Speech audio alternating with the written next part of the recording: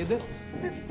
अरे अभी से चल देख, आराम से देख, आराम से देख, आराम से, आराम से देख। को पेल दूं, लाइक ठोकने का, सब्सक्राइब ठोकने का। ठोकते नहीं हो यार तुम लोग, लाइक सब्सक्राइब ठोको। हम आज बात करने वाले हैं ऑब्वियसली एशियन कप क्वालिफायर्स के ऊपर, क्योंकि आप लोगों ने मुझे बहुत ज़्यादा मैसेजेस किए हैं और मैसेज कर करके पागल कर दिया मुझे, तो हम उसके ऊपर बात करेंगे। और साथ में मैं अनाउंसमेंट करना चाहता हूँ कि जो सेकंड पार्ट है मेरा जो पॉडकास्ट था विद टॉक फुटबॉल HD, वो सेकंड पार्ट मेरे दूसरे चैनल पे आ चुका है। तो भाई हैंडल मैंने दिया हुआ है टाइटल में यार, वो जाके देख लो, थोड़ा सा यार व्यूज़ वहाँ पे भी दे दो यार, तो थैंक यू, शुक्रिया, मेहरबानी करम। तो दोस्तों सीधा आ जाते हैं मुद्दे पे। एशियन कप क्वालिफायर्स, पाकिस्तान पे बात करेंगे, इंडिया पे बात करेंगे, नेपाल बांग्लादेश पे बात करेंगे, श्रीलंका पे भी बात करेंगे, एंड भूटान के ऊपर मैं ज़रा एक अलग वीडियो बनाऊंगा क्योंकि उनकी ग्रोथ काफ़ी अच्छी हो रही है, तो भूटान पे ज़रा एक अलग वीडियो आएगी। बट आज हम 6 जो कंट्रीज़ हैं उनको डिस्कस करने वाले हैं जो कि एशियन कप क्वालिफायर्स में आई हैं, और हम देखने वाले हैं कि कौन सी जो साउथ एशियन कंट्री है वो क्वालिफाई कर सकती है। सबसे पहले पाकिस्तान के ऊपर बात कर लेता हूँ मैं। पहले तो शोएब जट साहब जो हैं, जो हमारे बहुत ही महान किस्म के स्पोर्ट्स जर्नलिस्ट ऑफ पाकिस्तान हैं, पाकिस्तानी स्पोर्ट्स जर्नलिज्म की राखी सावंत। अब राखी सावंत बोलेगी तुमने मुझे क्यों तोड़ा, लेकिन उनको ये तक नहीं पता कि फ़ुटबॉल में L कितने होते हैं, उनको ये तक नहीं पता कि क्रिकेट में C कितने होते हैं, लेकिन आ जाते हैं वो ट्वीट करने और वो कहते हैं कि इतिहास में पहली बार, हिस्ट्री में पहली बार पाकिस्तान फुटबॉल के पास एक सुनहरा मौका है कि वो क्वालिफाई करेंगे AFC एशियन कप क्वालिफायर्स के लिए, और ये बेस्ट मौका है पाकिस्तान के पास। उस आदमी को ये तक नहीं पता कि पाकिस्तान फुटबॉल टीम के पास एक कोच तक नहीं है। उस आदमी को ये तक नहीं पता कि 15 दिसंबर को हारून मलिक को एक्सटेंशन मिलने वाली है बाय फीफा। उस आदमी को ये तक नहीं पता कि ईसा सुलेमान को ACL इंजरी हो चुकी है और इस बात की कोई गारंटी नहीं कि वो मार्च में होगा या नहीं। ईसा सुलेमान पता है कौन है तुम्हें? शोएब जट पता है आपको कौन है ईसा सुलेमान, या बताना पड़ेगा मुझे? वो आदमी यूरो अंडर 20 जीत चुका है इंग्लैंड के साथ, अंडर 20 एज ग्रुप में। वो आदमी ट्रेंट के साथ खेल चुका है। वो बला का आदमी काइल वॉकर के साथ खेल चुका है। अजरबैजान की फर्स्ट ईयर में वो खेल रहा है और पाकिस्तान का इस वक्त बेस्ट डिफेंडर है। शायद आपको नहीं पता होगा, मैं बता देता हूं। तो ईसा सुलेमान हो सकता है मार्च में अवेलेबल ना हो, इस बात की कोई गारंटी नहीं है कि वो अवेलेबल होगा, नंबर 1। नंबर 2, अब्दुल्ला इकबाल, जो कि आपका कह सकते हैं one of the best centre backs है, अलॉन्ग साइड ईसा सुलेमान वो खेलता है। वो लड़का जो है उसने 3 मैचेस खेले हैं टोटल स्वीडन की प्रीमियर लीग में, उसको मिनट्स ही नहीं मिल रहे। वो या तो बेंच पे बैठा होता है या वो स्क्वाड का भी हिस्सा नहीं होता। ठीक है, स्वीडन की प्रीमियर लीग में वो खेल रहा है मेलबी में, वो स्क्वाड का भी हिस्सा नहीं होता, वो बेंच पे भी नहीं बैठा होता। ठीक है, और वो बीच में इंजर भी हुआ है। आपको पता है ये शोएब जट साहब? कोई बता दो यार इसको। अगर नहीं पता तो, अपने आप को पाकिस्तानी स्पोर्ट्स जर्नलिस्ट बोलता है तो इसको ये तो पता होना चाहिए ना कि सेंटर बैक्स नहीं है भाई पाकिस्तान के। तो मेरे भाई बहन के भरोसे पे जो आपका पूरा स्पोर्ट्स जर्नलिज्म का करियर चल रहा है ना, बख्श दो पाकिस्तान फुटबॉल को और जान छोड़ दो हमारी। मैं सिर्फ ये कहना चाहता हूँ तुमसे। एनीवेज, बात इतनी सी है दोस्तों कि पहले मैं बात करना चाहता हूँ अफ़गानिस्तान के ऊपर, ठीक है, और मैं बात करना चाहता हूँ म्यांमार के ऊपर। मैं ये ट्रूली बिलीव करता हूँ कि हम लोग जिन्ना स्टेडियम के अंदर म्यांमार को हरा सकते हैं। अगर म्यांमार की इंडोनेशिया की अंडर 21 टीम ने हरा दिया है म्यांमार को, ठीक है, तो हम भी हरा सकते हैं। अपने जो, अगर हम प्रॉपर रिक्रूटमेंट करें ऑफ डायस्पोरा प्लेयर्स और एक अच्छा कोच लेकर आएँ। अब अच्छा कोच लाने का क्या मतलब है? अच्छा कोच आज भी जाएगा तब भी रिजल्ट्स की कोई गारंटी नहीं है, because you have very less time, सिर्फ 3 महीने हैं आपके पास। ठीक है, हर्वे रेनार्ड को बहुत ज़्यादा हाईली रिगार्ड किया जाता है एशिया की फ़ुटबॉल में। उनको बड़ा ही ज़बरदस्त मैनेजर बोला जाता है कि he is one of the greatest managers, और वो फ्रेंच हैं। वो अभी सऊदी अरेबिया की उन्होंने कमान संभाली है, उधर वो मैनेजमेंट कर रहे हैं सऊदी अरेबिया में। क्या किया इंडोनेशिया ने सऊदी अरेबिया के साथ? पेल दिया। ठीक है, पेल दिया ना। तो इट मीन्स के अगर नया कोच आ भी जाता है, फॉरेन कोच, और वो बेहतरीन होता है, उसको टाइम लगेगा पाकिस्तान फुटबॉल के मसाइल को समझने में, क्योंकि पाकिस्तान फुटबॉल के तो मसले ही ख़त्म नहीं होते, वो तो इतने ज़्यादा हैं आपकी ना लीग है कोई, आपके 2 सेंटर बैक्स नहीं है। आदिल और एतजाज़ आएंगे कि नहीं मुझे नहीं पता, आते हैं कि नहीं मार्च में। 1.5 साल से कह रहा हूँ मैं कि आदिल और एतजाज़ आने वाले हैं, ठीक है। 100 साल से जो पाकिस्तान के कंटेंट क्रिएटर्स हैं और जो पाकिस्तान के एक्सपर्ट्स हैं वो कह रहे हैं अक्सा महमूद आने वाली है, अक्सा महमूद आने वाली है, नेपोली में खेलती है वो लड़की आई नहीं। जब सऊदी अरेबिया से हमारा मैच हुआ आई, वो नहीं आई ना। तो इस बात की दोस्तों कोई गारंटी नहीं है कि आदिल नबी और एतजाज़ आएंगे। इस बात की कोई गारंटी नहीं है कि साहिल बशीर आएगा और लायद गुलजार आएगा मार्च में, ठीक है। आई होप कि आ जाए, मेरे से ज़्यादा कोई खुश नहीं होगा कि अगर कोई आता है, लेकिन I can not be optimistic any more. जितनी तबाही इस पाकिस्तान फुटबॉल के अंदर अब हो चुकी है, मैं ऑप्टमिस्टिक नहीं रह सकता। मैं ऑप्टमिस्टिक पर्सन वैसे भी नहीं हूँ। तो बात यह है कि आपको रहना पड़ेगा रियलिस्टिक। सीरिया के अगेंस्ट पहली बात मैं क्लैरिफाई कर दूँ, you can beat Afghanistan, you can beat Myanmar Jinnah stadium पे, यस मैं बिल्कुल इस चीज़ में बिलीव करता हूँ और मैं आप लोगों से एग्री करूँगा। अवे का मैं कुछ नहीं कह सकता क्योंकि अवे जाके म्यांमार ने भी 1-1 ड्रॉ कर दिया था विद सीरिया से। सीरिया के अगेंस्ट अगर आप उनकी लाइनअप देखें तो उनके सारे प्लेयर्स सीरिया से बाहर रहते हैं, एग्जाइल के अंदर खेल रहे हैं। कोई अर्जेंटीना की लीग में खेलता है, उनका एक सेंटर बैक है वो चिली की लीग में खेलता है, फिर एक इराक की लीग में उनके 1-2 प्लेयर्स खेलते हैं और 2-3 प्लेयर्स उनके ईरान में भी खेल रहे हैं, ठीक है। डिफरेंट कंट्रीज़ में डिफरेंट लीग्स के अंदर खेल रहे हैं। अगर तुम्हें पता हो, अगर तुम ISL देखते हो तो मुंबई सिटी में सीरिया का प्लेयर खेलता है क्रोमा, जो कि मिडफील्ड में खेलता है। अभी हैदराबाद के अगेंस्ट मुंबई सिटी का जो मैच हुआ था उसमें क्रोमा खेल रहा था जो सीरिया का प्लेयर है। ISL तो तुम देखते नहीं हो तो मैं बता देता हूँ तुम्हें कि सीरिया का प्लेयर इंडिया में भी खेलता है, ठीक है। तो ये आप नहीं कह सकते हो कि यार सीरिया को तो हम पेल देंगे, सीरिया के साथ तो हम ड्रॉ कर देंगे, सीरिया आएगी नहीं। अब एक घटिया सा नैरेटिव, मुझे पता नहीं कौन ये घटिया नैरेटिव चला रहा है कि सीरिया पाकिस्तान आके नहीं खेलेगी। सीरिया हर सूरत पाकिस्तान आके खेलेगी, स्टैम्प पेपर पे तुम लिखवा लो। सीरिया एशियन कप क्वालिफायर्स में हर सूरत हर कीमत पे खेलेगी क्योंकि उन्हें पता है वो इस ग्रुप के अंदर फेवरेट्स हैं and they are going to top this group. ये हो ही नहीं सकता कि वो ना खेलें। वो जंग की हालत में उन्होंने इंडिया को 3-0 पेला है, ठीक है, जंग की हालत में। And Syria is one of the toughest teams in pot 1। Thailand भी बहुत टफ है, आई एग्री, थाईलैंड बहुत ज़्यादा टफ है, बट सीरिया भी अच्छी खासी टफ टीम है जो हमें मिली है।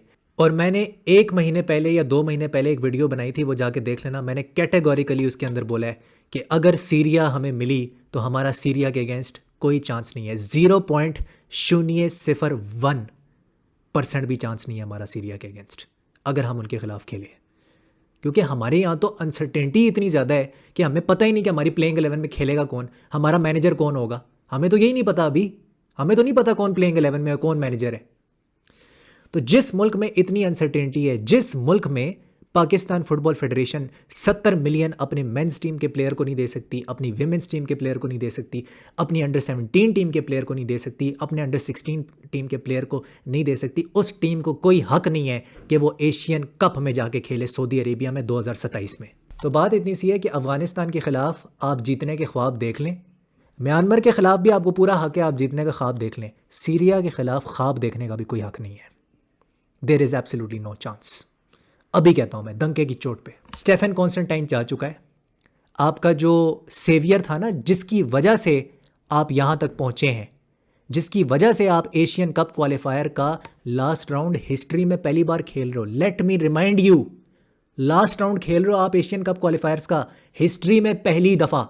तो शोएब जट साहब ये बकवासियात ना किया करें आगे कि यार हम क्वालिफाई करेंगे हिस्ट्री में पहली बार पार्टिसिपेट करके। ये क्रिकेट नहीं है, दिस इज़ नॉट क्रिकेट। तो ये बात अंडरस्टैंड करने की ज़रूरत है कि सीरिया डेफिनेटली आके खेलेगी, हर सूरत आके खेलेगी, क्योंकि उनके सारे प्लेयर्स और उनकी सारी टीम एग्जाइल के अंदर खेलती है और डिफरेंट कंट्रीज़ में उनके सारे प्लेयर्स रहते हैं और वहाँ के रेजिडेंट्स हैं और वहाँ के मुकीम हैं, ठीक है। और डायस्पोरा प्लेयर्स उनके पास भी हैं। अगर तुम्हारे पास डायस्पोरा है, उनके पास भी डायस्पोरा है, और उनके भी प्लेयर्स बाहर के मुल्कों की लीग में खेलते हैं और टॉप टियर लीग्स में खेलते हैं, वो नेक्स्ट लेवल की।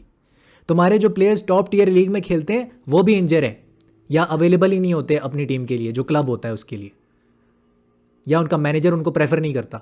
तो ये वो फैक्ट्स हैं और वो सच्चाइयाँ हैं जो तुम्हारे लिए जानना बहुत ज़रूरी है। अफ़गानिस्तान की जो चैम्पियंस लीग है वो स्टार्ट हो चुकी है, बहुत ही ज़बरदस्त किस्म की चैम्पियंस लीग उनकी स्टार्ट है। हो सकता है ये 40 दिन या 35 दिन चले, और कह रहे हैं कि वैसे 7 जनवरी को ये लीग ख़त्म हो जाएगी, बोला यही जा रहा है। आपके 11 पाकिस्तानी प्लेयर्स इस वक्त अफ़गानिस्तान की चैम्पियंस लीग में खेल रहे हैं और आपने अफ़गानिस्तान से अभी फ़ाइट करना है एशियन कप क्वालिफायर्स में। एशियन कप क्वालिफायर्स में आपने अफ़गानिस्तान से फ़ाइट करना है, उसी अफ़गानिस्तान से जिसने आपके 11 पाकिस्तानी प्लेयर्स को पनाह दी हुई है और जिसने इस वक्त एक मौका दिया आपके पाकिस्तानी प्लेयर्स को कि वो डिसिप्लिन रखें, शाइक दोस्त की तरह या जुनैद शाह की तरह जैसे वो पहले भाग गए थे उस तरह ना भागें और अपने आप को मनवाएं वहाँ पे। फरीदुल्लाह खेल रहा है, बलूचिस्तान का बहुत अच्छा प्लेयर है, ठीक है। फिर आपका कुर्बान अली खेल रहा है, वो भी बड़ा अच्छा बलूचिस्तान का प्लेयर है, पुलिस डिपार्टमेंट का वो प्लेयर है। सुनने में आ रहा है पुलिस डिपार्टमेंट उसको जाने नहीं दे रही थी अफ़गानिस्तान चैम्पियंस लीग में, ये भी हुआ है, तो ये भी रूमर्स आ रहे हैं। आपके 3 पोपो के प्लेयर्स खेल रहे हैं, यासिर अराफात, मामून मूसा खान खेल रहा है और आपका जो अदील यूनस है वो भी खेल रहा है, मोहिबुल्लाह अफरीदी खेल रहा है कराची यूनाइटेड का। तो ये सारे मेन आप प्लेयर्स हैं आपके। फिर आपके अबू मुस्लिम के लिए सईद खान खेल रहा है, वो भी अभी सेंटर बैक खेल रहा है, मैंने उसका मैच देखा है अबू मुस्लिम का।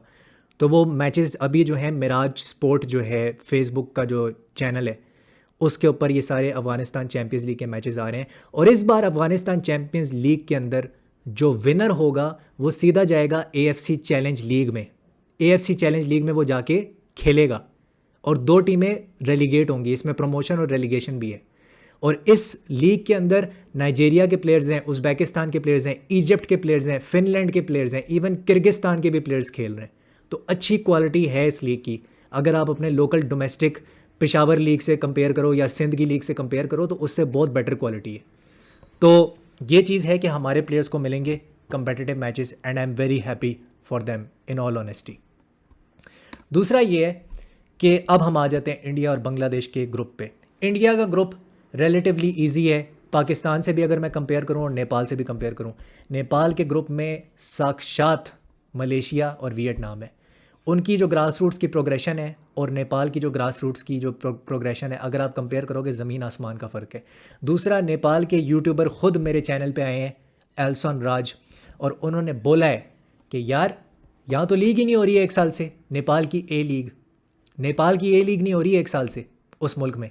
उधर वो क्रिकेट की लीग करा रहे हैं NPL, ऊपर से ना नेपाल सुपर लीग हो रही है जो उनकी फ्रेंचाइज लीग है जो 5 हफ्ते चलती है, वो भी नहीं हो रही। तो आप कैसे एक्सपेक्ट कर सकते हो कि आपके जो लोकल प्लेयर्स हैं, आयुष घलन है, ठीक है, मनीष दंगी है, अनजान बिस्ता है, ये 3-4 प्लेयर्स जो आपके मेन प्लेयर्स हैं, ये कैसे खेलेंगे? मनीष दंगी तो आई गेस थाईलैंड में खेल रहा है, वो तो चलो फिर भी थाईलैंड में खेल रहा है। रोहित चंद भी चलो इंडोनेशिया में खेल रहा है। व्हाट अबाउट गिलेस्पी कड़की? इन प्लेयर्स का क्या, जो लोकल प्लेयर्स, ये कैसे रिदम में रहेंगे?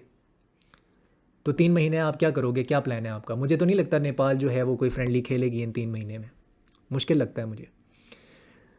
इसलिए मैं कह रहा हूँ कि नेपाल का अगर देखा जाए बहुत ज़बरदस्त परफॉर्मेंस कर दे नेपाल, तो वो इस वाले ग्रुप में, मलेशिया वाले और वियतनाम वाले ग्रुप में सेकंड पे आ सकती है। लेकिन रियलिस्टिकली स्पीकिंग मुझे लग रहा है 3rd फिनिश करेगी नेपाल। अगर मैं इंडिया पे आऊँ, इंडिया का बड़ा टक्कर का मुकाबला होगा विद हांगकॉन्ग एंड सिंगापुर। दिखने में ये बहुत ईजी लग रहा है ग्रुप, लेकिन अगर इंडिया ने किसी एक भी टीम को यहाँ पे हल्का लिया, जैसे अफ़गानिस्तान को हल्का लिया था फीफा वर्ल्ड कप क्वालिफायर्स में राउंड 2 के अंदर, और एशले वेस्टवुड ने फिर आपके साथ क्या किया था पता है ना? एशले वेस्टवुड वापस आ गए, भयानक ख्वाब बन के इंडिया के लिए वापस आ गए। हांगकॉन्ग का मैनेजर है वो, और हांगकॉन्ग और इंडिया का मैच होगा 2 बार होगा फिर से, और 2 बार इंडिया एशले वेस्टवुड जो कि इंडिया के लिए एक भयानक ख्वाब है उससे लड़ेगी इंडिया वंस अगेन। तो मेक नो मिस्टेक, ये जितना दिखने में लग रहा है ना ईजी ये ग्रुप, ये उतना है नहीं। दिखने में बहुत इजी लग रहा है ये। बांग्लादेश को आप वीक समझते हो, मैं आई एम श्योर मैं वीक नहीं समझता बांग्लादेश को। मुझे लगता है बांग्लादेश प्रॉपर ड्रॉ निकाल सकती है इंडिया के अगेंस्ट। पहले भी ड्रॉ निकाल चुकी है 1-1, पहले भी नाको चने चबा चुकी है, इंडिया को 1-1 कर चुकी है। फीफा वर्ल्ड कप क्वालिफायर्स में भी किया है और उन्होंने सैफ चैम्पियनशिप में भी इंडिया को बहुत टफ टाइम दिया है, ठीक है। And India were literally sweating in those matches.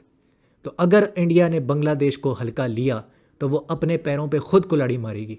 Secondly, आपके मनोलो मार्क्वेस को ये तक नहीं पता कि उसका प्लेइंग 11 क्या है, ठीक है। तो एक चीज़ मैं बता दूं, जो बांग्लादेश को हल्का लेगा, जो हांगकॉन्ग सिंगापुर को हल्का लेगा, सिंगापुर तो आई थिंक पॉट 2 से ही आया है, तो इन टीम्स को जो भी हल्का लेगा वो बहुत बड़ी गलती करेगा। ये एक मैच इधर आप पॉइंट ड्रॉप कर सकते हो, एक मैच। श्रीलंका का जहाँ तक ताल्लुक है, मुझे ऐसा लग रहा है कि वहाँ पे फाइट होगी थाईलैंड की और तुर्कमेनिस्तान की। श्रीलंका अगर अच्छा परफॉर्म करती है, मुझे लगता है थर्ड प्लेस तक आ सकती है। श्रीलंका अपने डायस्पोरा प्लेयर्स की जो रिक्रूटमेंट है उनकी बहुत ही ज़बरदस्त है, फैंटेस्टिक है। मुझे लगता है श्रीलंका उस ग्रुप में थर्ड तक आ सकती है। लेकिन जो मेन फाइट होगी फॉर द टॉप स्पॉट वो तुर्कमेनिस्तान की होगी और थाईलैंड की होगी। और थाईलैंड की जो लीग है वो IFHS के मुताबिक, इसके मुताबिक वो टॉप 10 एशिया की लीग्स में आती है थाईलैंड की लीग। ठीक है, तो मेरे लिए फेवरेट है थाईलैंड। मलेशिया और वियतनाम वाले ग्रुप में मुझे लग रहा है Malaysia will just pip them, लेकिन दिल मेरा चाहता है कि वियतनाम करे। They should be the ones who should qualify, लेकिन देखते हैं कि क्या होता है। लेकिन एक चीज़ बहुत ही कैटेगोरिकली मैं कहना चाहता हूँ, मेरी प्रेडिक्शन ये है कि पाकिस्तान ने बहुत अच्छा अगर परफॉर्म किया तो वो 2 मैचेस जीत जाएगी, 2 विन्स निकालेगी, 6 पॉइंट्स, और थर्ड फिनिश करेगी 6 पॉइंट्स के साथ। ये मेरी प्रेडिक्शन है about this group. I am going to be very realistic, और मुझे नहीं लगता हम 1 पॉइंट भी सीरिया के अगेंस्ट निकालेंगे। और सीरिया खेलेगी हमसे, मेक नो मिस्टेक, सीरिया हमसे खेलेगी एट ऑल कॉस्ट।